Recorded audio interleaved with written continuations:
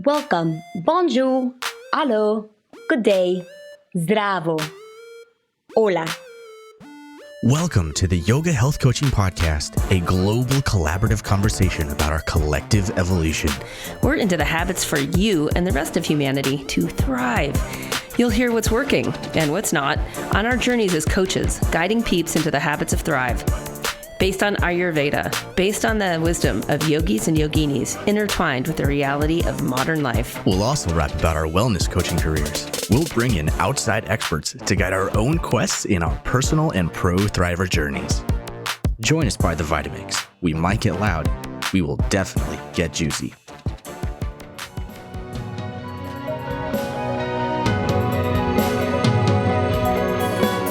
Want a better understanding of how your body works best? Are you curious about how you can help yourself or others heal with the ancient wisdom of Ayurveda? If so, you won't want to miss out on our next 4 free training series.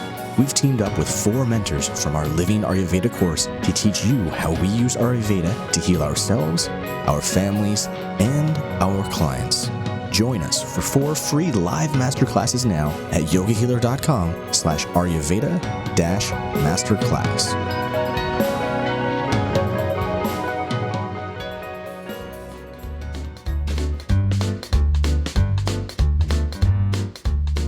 There we go. This is on how Vata, Pittas, and Kaphas self-limit and slow, how they isolate and slow their evolution. Do you want to talk a little bit, Grace, about where you're seeing this show up? Well, I see this in coaching calls, in the enrollment calls a lot. I also see this in the courses in terms of, it shows up as like support, how people want to be supported, how they don't think they're being supported, how they think they're supporting others. Keyword here is think. It's not always true. It's probably almost never true, just as a heads up, spoiler alert. And the other thing that I want to say is that how helpful this has been for me as a pro healer to have the Ayurveda informed information when I'm talking to people, and I can hear it on the phone now. Sometimes I think I don't know that much. And someone said to me this morning, in comparison to Kate, like I know nothing about Ayurveda. And I was like, but you know so much. Yeah. Right. And, yeah. and I really realized that. I don't know anything about Ayurveda either. I mean, it's like, choose your bar, you know what I mean? Against who you're, like when I talk to Dr. Claudia Welch, she like speaks Sanskrit, like she speaks Charaka, she's memorized the book. So yeah, go ahead. Oh, well, it's getting to know I suppose it's the qualities, right? It's hearing it in someone's voice, in the speed at which they talk. You can really get to know this right off the bat. And it's so helpful in how you're going to help people and how you're going to be compassionate about where they're at and knowing what kind of support they'll probably need and knowing how they're really going to muck themselves up. You know what I mean? Right. Yes, I do. So we're going to draw a few pictures here. So if you're listening to this on the podcast, go back and look at the pictures because they'll be really helpful. So we'll talk about the Vata tendency first. I'm going to draw this as a long, tall, skinny person. It could also be like a really short, smaller boned person.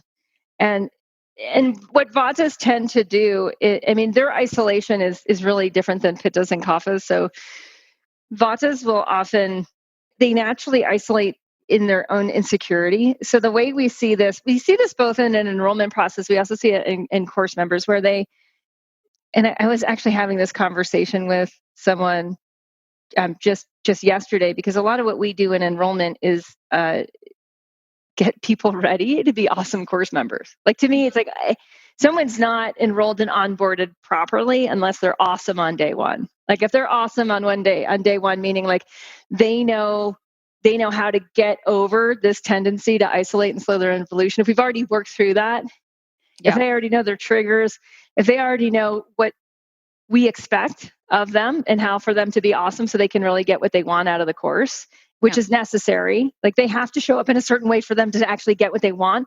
We take responsibility for that. Like I take responsibility and I train my team of like, you guys, this is what we need to constantly be evolving and solving for. It's like, how do we enable them to be awesome on day one? Because when you get a group that's awesome on day one, it's like flying an airplane and you're just like, we are taking off, like that's my airplane. I know that's not a very. Yeah, you don't have to pilot around as much. You're not on the runway kind of waiting for everybody to get their shit together. Yeah. And so people stay on the runway. Like everyone's been in a course where you just like stay on the runway the whole time, and there's like a lot of information, and there's a lot of like warning signs, and there's a lot of like, hey, do you have your right beverage? But you don't actually get to where you're trying to get to. So the thing with Vata types, and Vata types are light. They're our lightest, most sensitive types. So they're super sensitive, meaning they sense more. Pittas are also very sensitive. But they naturally they get very excited, which is awesome. But they also change direction easily, and so it's hard for them often to stay the course. But if we know this all about someone, right? Either again, whether we're enrolling or onboarding, and if we know that their tendency is going to go like in their worst moments, more so than the other constitutions' worst moments, they're going to tend towards insecurity, which interestingly enough, so here's a dynamic group. I'm just drawing a picture for those listening. I'm drawing a picture of like a bunch of stick figures that don't even look like stick figures because I'm kind of going fast, right? But the stick figures, like the stick figures are all like, we're all course members and we're not insecure. So we're making all these connections and talking to each other and reaching out and getting our needs met. And they're very proactive. I'll put proactive in here, right? Where they know that how they show up is going to determine their experience. And the Vata person will self-isolate. Yes. They'll wait for the group to like invite them in and tell them how important they are. They'll wait for the group to be like, you're amazing just as you are. We love you. And the thing is, like, a dynamic group will naturally have that as an assumption, but they won't necessarily need to do that for the member because they're going to assume that member is going to be like them and show up and jump in and be secure enough to be like, hey, this is who I am. And I have this question. Can you guys help me out? And they're going to assume, the rest of the group is going to assume that this person's like that. So what we like to train our Vata type people to do is like, you need to assume that you're already on the inside. You are. Yeah. You're in the inside. We love you. You're awesome as you are. You have great questions. You have a lot to contribute. Your sensitivity, your excitement, that you do change directions easily. Like, that's an asset to our whole group. We love you. Come play. We're good. Yeah. And there's, it's something that we talk about ahead of time. And it's also something that we can say, well, how are you going to notice when this starts to show up and kind of, and not believe it. Like, how are you going to notice what's the triggers or the warning signs, right? Like, just like I have warning signs about when my depression starts to like kind of sort of creep in and I have that opportunity to pivot. What are the warning signs of when insecurity? Because insecurity, like, these are all essentially parts of our unique gifts and our doshic, what do you call them? Just imbalances or struggles. Yeah. Right. And so insecurity, it can show up and cause as much suffering as like a depression or being overweight or having skin disorders, etc. Right. And so we talk about how leaning in and stepping through, there's going to be even maybe a little bit of discomfort in the beginning for our wonderful Vatas. And really allowing yourself to, because once you do it a couple times, that inertia starts to break down, right? Once you start to choose the different choice of what do I want to do right now? I want to isolate and retract and not connect. I'm going to choose the opposite and I'm going to just go for it. It becomes easier. You chip away the big boulder. Yeah. In the way. Yeah. So I'm just writing this question then, and exactly what Grace is just saying is like, what do you need to do to feel supported and part of the group? So we put that, again, we put a Vata type person in a proactive state of like, what do you need to do given like Grace just spelled out, like given your tendency to take yourself out of the group, because we're making the assumption, we have the belief that you're already in the group. You're already in it. Like, you're already a cool kid. We love you. You're awesome. You have so much to contribute due to your sensitivity, due to your seeing a different, Vatas are amazing at being able to see a different perspective. Yeah. They can see things inside out, upside down. They can also, they're often very future oriented usually, so that they can see trends that Pittas and Kaphas are like, oh, really? Oh, cool. Didn't know. And they're also great cheerleaders. And I don't mean that in a derogatory way at all. Like, they know how to cheer other people on. They're honestly the quickest constitution to celebrate each other's successes or other people's successes, where Pittas are often, and I'll speak very personally to this, are too just egocentric. They're too much already a know-it-all to be like that good. They have to learn that behavior. Vatas already have that awesome positive behavior, being able to say like, you're so cool. That was really awesome. And part of it's due to that transparency of being so naturally light. They have the elements of air and ether. So there's a lightness and a transparency so that their excitement shines through. I mean, I haven't joke around clinically in the Living Ayurveda course of like how Vatas can't hide how they feel. And that's a benefit to a group.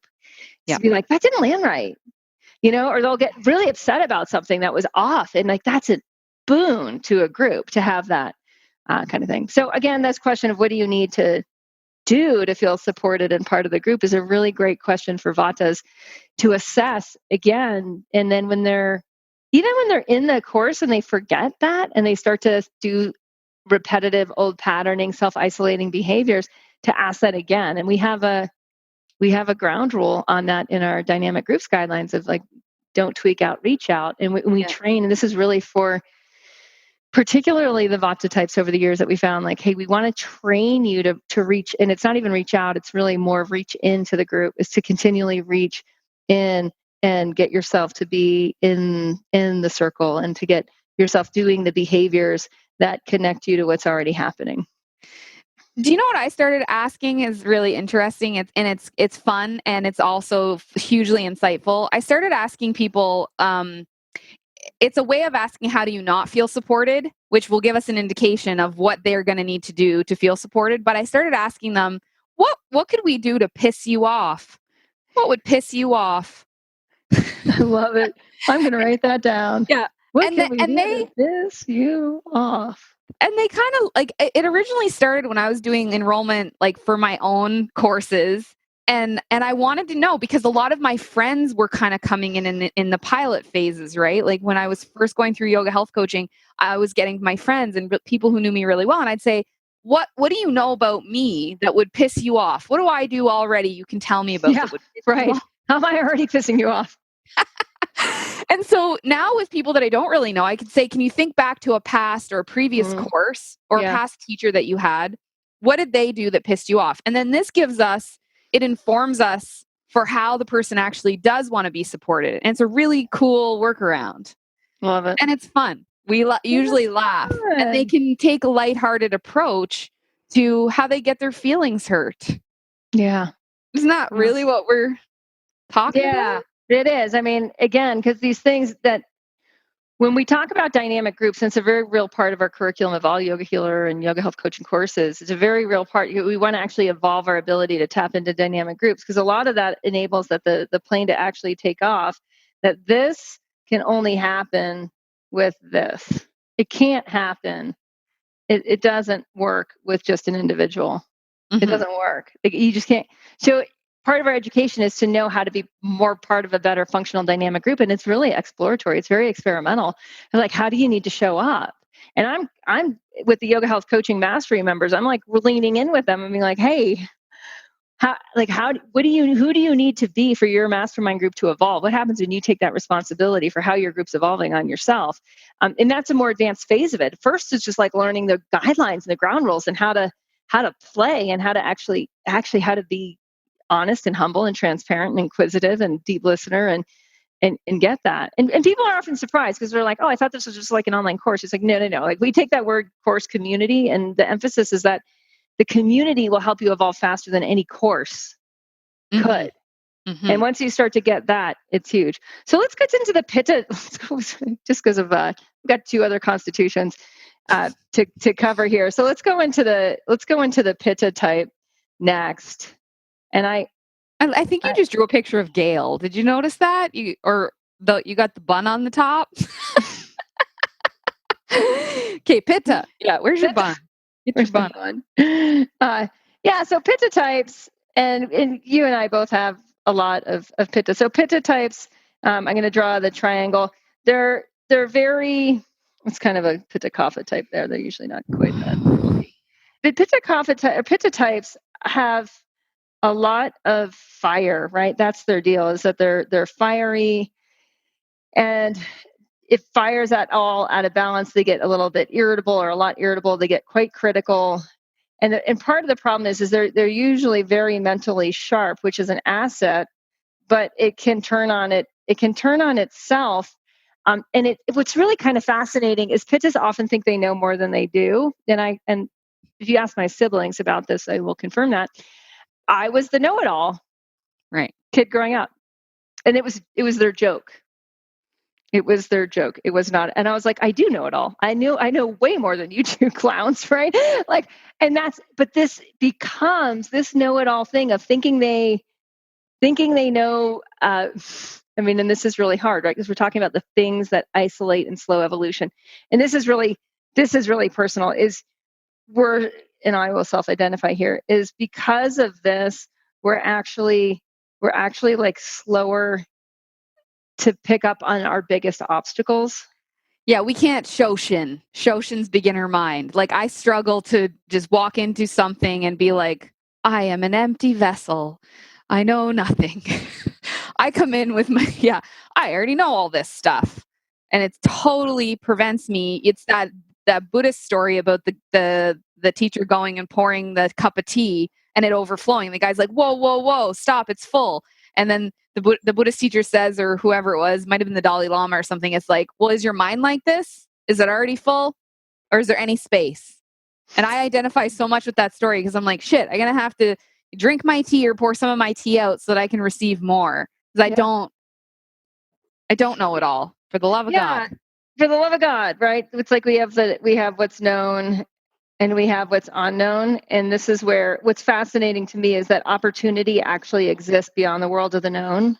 Mm-hmm. And so if the Pitta doesn't understand this and is actively taking risk, also risk goes to opportunity. So I risk looking like a fool every time I press record in front of you guys, right? But it's the same rate. Like I'm gonna take a risk because there's an opportunity to have a kind of conversation with you all and with Grace that otherwise can't happen.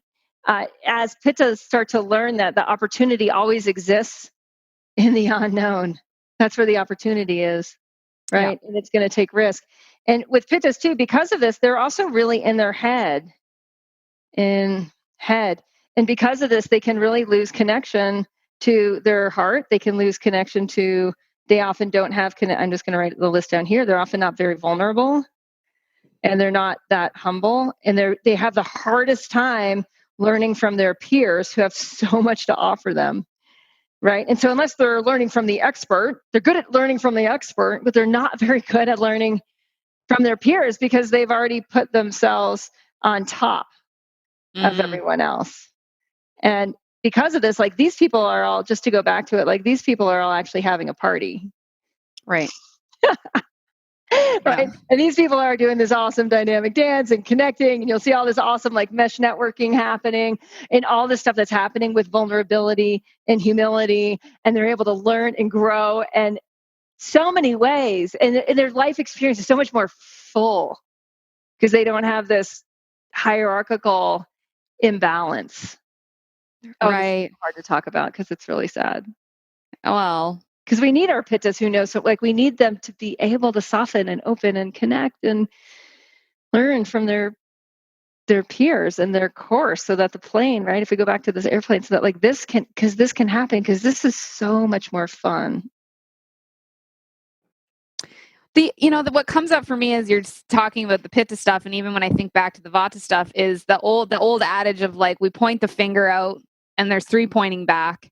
And it's the hardest of all the work I've ever done. Byron Katie, who wrote the book, The Work, yeah. I remember thinking, fuck you, when I read that book. Like, I am not these things that I get mad at other people for. Oh, yeah. You know? Yeah. And it comes back around time and time and again where I get mad at somebody and I have to sit with. And in her book, she has you write out a letter to the person you freaking wanna burn down their house, right? And then you have to write that letter out and you have at her. You hope no one ever finds it. You better burn it after you write it. And you flip it over and you cross their name out and you put your name at the top. Like, I'm not being supported. I don't have support, or nobody knows as much as me, or whatever it is, or like everybody else is below me. It's like, reverse it, turn it around. Anyway, go on. We're gone to Kaphas now. No, we're good. No, but I think just to close on this too, is when we understand this component of that we're, like Grace was just saying, that we're self-limiting ourselves, right, by holding certain beliefs. And when we start to be able to flip that, we're able to actually open our universe up. So I was talking with someone last week who knows a lot. She's a pro healer. She knows so much as a pro healer. And what I do first is I honor that. I'm like, I get like fantastic, amazing, awesomeness that took work. You did a ton of evolution. What do you want to know? What do you really want to know next? And if I can get this Pitta type person into actually, and this will take some vulnerability, right? For them to say, well, actually, this part's a little bit of a mess over here. Or I don't know how to do this part. And for a lot of pro healers, it's the making money part. And there's a whole other piece of that that's in the realm of the unknown. And so if the person can realize, like, I know this world and that's awesome, but I don't know this other world, and start to reach out, that can so much help. That can so much help a Pitta. So I just want to highlight that too, for a Pitta person to become really confident that you're known. As much as you expand your known into higher levels, the unknown's always going to be bigger. Always. And that's the brilliant thing about our growing universe, right? Our universe is expanding.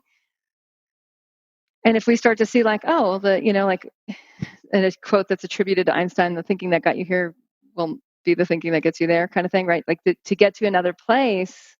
In a Pitta, we can then really actually, and this is the beauty of each constitution, like I was saying before with the Vatas, like we can use their sensitivity, their excitement, their ability to change direction as an asset. With Pittas, we get to use all this to become the biggest asset to the group. So when they erase, when they erase the hierarchy and they come play in their group, right? And they come and play in their group, they become such an asset to the group. And that's really, they have a lot of vision. They have very quick assessment. And this is really powerful for a group to be able to get to the problem behind the problem really quickly. So as they are able to expand again and to realize they're never going to know the whole thing, what do they really want to know? And to go to their desire of what they wanted, again, where the opportunity is, what the desire is, whether that's to make more money as a pro healer, whether that's to learn, in our world, to automate their habits, both their body habits and their how to go to work habits, so that they start to optimize their time. I just did a side note.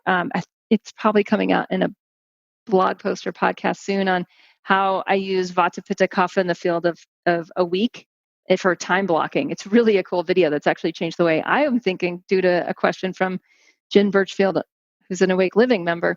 So this, following desire of like, what do you want to optimize next? What do you want to know next? And then how can you expand yourself? And how can you get into a group with the understanding that people in there will have some true value to you? Well, and how can we use this to connect rather than to, it's again another form of isolation. And what I hear from Pittas often is, they don't say this, but it's, I'm not going to stoop, right? Like I know so much, it becomes a wall, and I'm not going to stoop to. I had someone directly say to me, like, I'm not going to chase people down. And I'm like, do you see a follow-up process with people who want to work with you but are kind of scared and maybe they don't know enough about what you do as chasing down? People down? Yeah, no. Right. Oh my gosh. Like it's actually connection and love, and you're remembering that they have a desire, and you're reminding of them of that, and helping them to move through their own fears about stepping into their evolution, what's up for them next. Right? It's like, and you're going to learn something in that process, and you're going to learn from connecting with that person in their heart, and you actually being empathetic, right? And that's one more word I'm going to put, is it's actually Pitta's lack of empathy. And oh my gosh, you guys, this is so personal.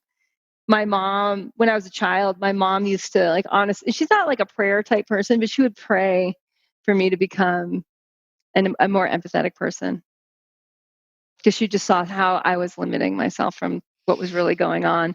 And so instead of, again, Grace's example, chasing people down, how can you empathize, right? Because that's what Grace just did immediately. How can you empathize with the person that so wants to work with you, but has these, maybe is Vata, like maybe has these fears and these insecurities, or maybe is Pitta and is also a know-it-all and whatnot. And how can you empathize with that person being like, oh, I get, you're trading in the opportunity to stay in the realm of the known. I get that one. I can empathize with that. Great. So what do we need to do next? Asking that question brings us into that connection. Mm-hmm. Okay, Kapha, let's not short shift our Kaphas out there. Oh my gosh. So Grace and I have the tremendous advantage that we're both married to Kapha types who tend, this is our earth water types. These are really stable people. They're actually incredibly compassionate people. They naturally have compassion and empathy. They're loyal and bonded and oh my God, are they loving. Yeah. They're also Loyal. stuck sometimes. Right. Immovable. This is the pro. And the con side is, let's talk about the con side. So how, again, because the topic of this conversation, I'm going to keep bringing us back here, is how right now how to Kaphas isolate and slow their evolution, whether this is in their personal thrive, whether this is in their professional thrive or relational thrive. We're looking at all aspects here. So what do Kaphas do that... Okay, wait. Funny that my cat walked across the screen because we were talking about like Kaphas and the chubby cat, right? Like my cat is like wants to just sit and be pet and love. But when I need my cat to actually move, she don't wanna. Right. So they resist change or movement. Yeah. They resist change. They are often complacent, which means like, oh, it's all good. Like those shirts that say like, it's all good or life is good. My husband has a shirt. We always tease him. It's like, it's one of those, like, it's all good shirts. And it can really reinforce into the known. It can reinforce into, I'm comfortable. And this, I got to say, this comfortability of Kaphas, it's going to show up on both sides. It's a pro thing. Like, it's amazing. Kaphas experience less pain. Kaphas experience less disease. I mean, you can go back to the Chirag Samhita and see like the percentage of disease that's attributed to Kapha is less than half of that attributed to Vata. And when you start to get that they don't experience that much pain. And so pain isn't a motivator. And I mean, whether it's, especially, I mean, phenomenally, like they experience less physical pain, whether it's a woman in childbirth, a woman postpartum, whether it's at the pain of a workout. I mean, it's phenomenal. They experience less pain, but that can really be a con because the more you actually experience pain, the more you're motivated to take action. Yeah. Let's think of some people here that... Well, there was one thing I was going to say too about, I was actually worked up about this last night is when people say like, oh, you have to meet so-and-so. She's so chill. And I was like, is that the thing to be now? Chill? I'm not chill at all. I don't think anyone has ever called me chill. And then I thought, do people call Kate chill? No, nobody calls Kate chill either. I have nothing to be chill about. I am excited as hell. I'm angry as hell. I'm passionate as hell. Like, and I thought, well, shit, if the thing that people are striving for here is for women to be chill, and I only hear it about women. Oh, you got to meet her. She's so chill. I'm like, does that mean she doesn't give a shit about anything? Right. Like, sounds like what you're explaining with the shirt. It was like, it's all good. Everything's good. Like, stay calm and just chill. I'm like, no, can't chill. Right. Do chill. Well, I mean, and it brings up too, because of their stickiness and because of that complacency factor. I was just reading some stats. Body Thrive is going to be re-released by Sounds True in March 2019, and we were checking resources and different basically footnotes to the book, and so I had to look up the study on waistlines. And this is the problem with Kapha, is they have a naturally expanding waistline because it feels good and it feels comfortable to actually expand your stomach. It gives the body a good feeling, even though it's potentially one of the worst things you could do for yourself.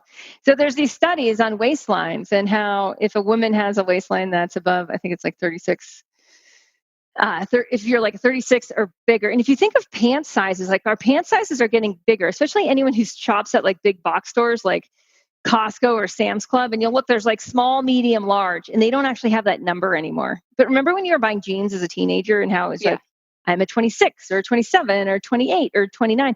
And the whole idea was like, you'd stay the same waistline size for your life, right? It's like, you're an adult, you're a 29, like that's your size. You're always going to be a 29 unless you're pregnant.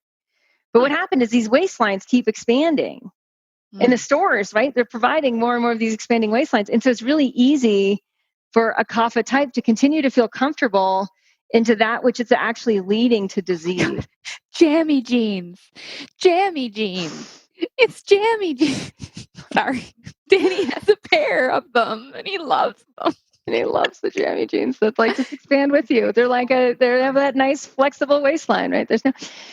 So, anyways, also, you know what? That brings up a point. Like, as I'm telling you about jammy jeans, I'm thinking he's going to kill me. And haven't we both talked about how private Winston and Danny are? Like, Danny won't come on the podcast, even though he'd be the best ever. Like, he's got so much deep wisdom and insight. And as the husband of like someone going through the pro healer path, and how much he freaking loves you so much because you helped us so much in our lives. But the Kaphas can be really private. Right. My cat just took my calendar down off my wall. Why is that? Oh, it's fascinating. I mean, one of the things about Kaphas is like people come to them. So all Kapha has to do is like stand in one place and other people will actually gravitate towards them. And this is really another actually huge problem because they're not choosing. People just come because one of their attributes is that they're sticky. Yes. The things just show up. Show up because they're Kapha. Like the Vatas and Pittas are naturally drawn because they're just stable and they're chill and they're comfortable to be around because they don't challenge other people. Yes. But what happens is then they're not actively choosing who's around them. So it's really easy for someone who's Kapha to actually pick up. They're super watery and things move through water really easily. You add a drop of dye to water, that takes on the whole thing. You add a drop of dye to sand, that's the Vata types. It doesn't necessarily spread. Oh, wow. Right? It just spreads right through them, but they're not choosing. They're not actively choosing. And because they're not experiencing that much pain, they're not motivated to make better choices. So if this is you and you're like, oh my gosh, this is me. Well, I'd love for people who are listening, wherever they're at, to be self-identifying first and foremost. And what I hear people do often is like, oh, that's my sister, that's my friend, that's my student. I mean, first, let's just like call a spade a spade. Right. Like, let's just be able in our own privacy at first to be like, oh, that's me. Shit. And then we can start to laugh a bit about our husband's jammy jeans. But we really have to self-identify first and figure out how is this showing up for us? Yeah, it's true. It's true. If we want to help others and if we don't want to remain isolated and stuck and like constantly subjecting ourselves to our own BS, which is like the first thing I heard out of your mouth was this course is for people who are sick of their own bullshit. And I was like, sign me up. Right. Which is I am sick of it. For Pitta types, right? Because they're like, biggest bullshitters ever. Pivot really fast. Kaphas often really pivot slowly. So what I'm going to say here is, and I'm going to speak particularly to the Kaphas here, is some of these things, they really become your greatest gifts. So if you get yourself, if you actually, and I'm going to reverse my arrows here, if you put yourself with the right group of people that's going in the direction of what you want to experience next, it's easy for you. And that's actually one of your attributes is you get to experience more ease in this lifetime. Like, fantastic, milk that one, right? But what you need to do is you need to say, what is most important? Like, where is your desire? What is most important to you? Because all you need to do is get yourself in the right group of people. And honestly, you'll just become them so much more easily than the Vatas and the Pittas. You'll just naturally take on their attributes. You'll take on their wisdom. Which is why, for instance, like with my husband, if I'm trying to get him to adopt a habit, it's just it's like a very intense, short conversation. I threaten him with like, if you do this, it goes this way. If you don't do this, it goes that way. Just being honest, very clear. Yep. Right? And then he'll adopt the habit. And then he just keeps doing that habit because it keeps working for him. Right. And he gets through that initial like shocking, oh, I'm temporarily uncomfortable until that becomes normal, which is a really, really short period of time. And then he's able to see like, oh, wow, now I have this momentum. Because even though Kaphas pivot slowly, they keep going.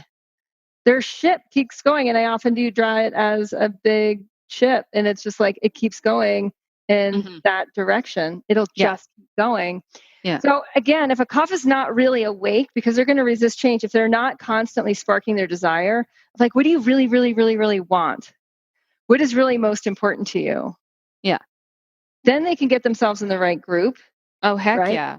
And then Because it their just love happens. is so strong, really. Like their love and the bond to that thing becomes so strong that they can dislodge themselves into that forward momentum. It kind of reminds me of like an object at rest stays at rest, an object at motion stays in motion, or whatever it is, right? Like Kapha remind me of.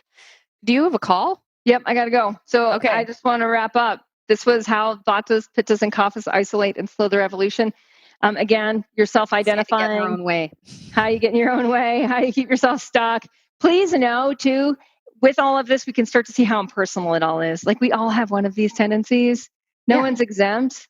It's not a problem. It's an asset. Just get to know what your tendency is, flip it, and it becomes an asset. And that's really a huge part, I think, of what we do so well in our Yoga Healer courses is that we help people start to become amazing group members so that they can, again, experience what is even beyond their wildest dreams. And that's a real thing for us. Thank you, Grace Edison. Thank you. Bye. Bye. Bam! That is today's episode of the Yoga Health Coaching Podcast. And remember, the conversations you tune into attune your consciousness. Thanks for choosing to tune in with us. Do you love us as much as we love you? If you want to hug us from afar, Go to iTunes and rate the Yoga Health Coaching Podcast.